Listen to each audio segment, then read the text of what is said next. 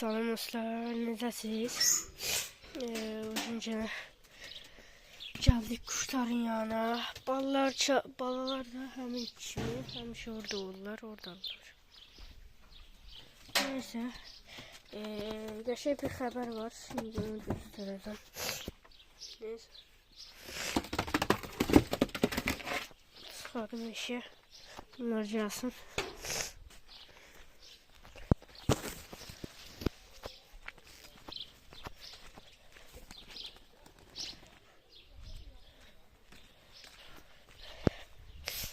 Qəşəng xəbər var.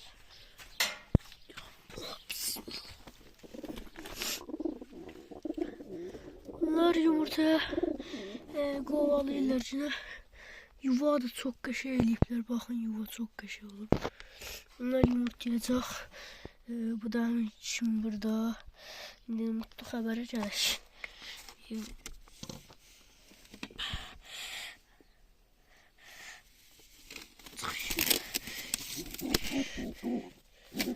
Yok, şşş. Uydadı. Korkma. Uydu. Ne pis vurur o? Atacak süper. Şöyle açık. Ay ma. Gözler. Görüyorum.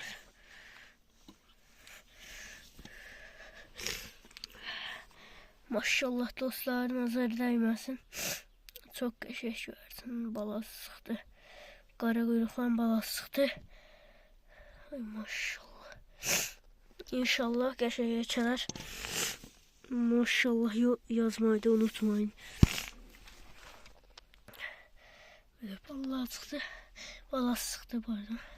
Şimdi mən quşları çıxardım, o balalar gəlsin. Kırmızı çıxaraq. Sonra cabr.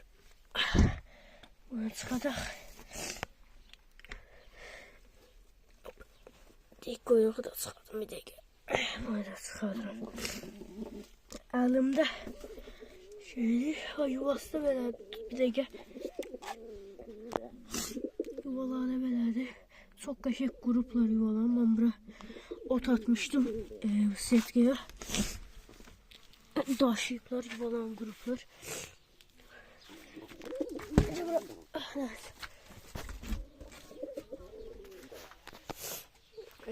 Benim gönderim içeri.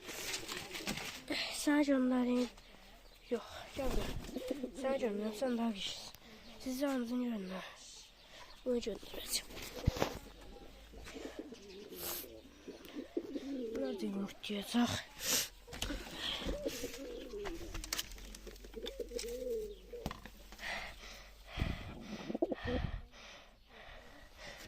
Geçsin, yazsın bunu. Maşallah, çok iyi. Çok gözəl görsün bu da. Get yat.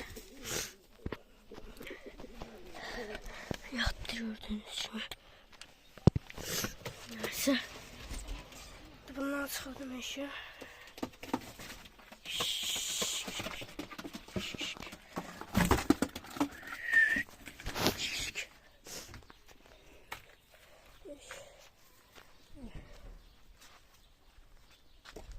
Vallahi Allah.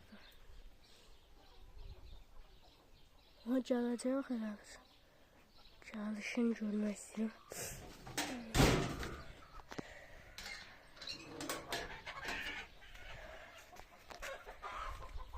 Aha geldi. Geldi dostlar kırmızı. Ağ da gelsin, video kurtaracağım.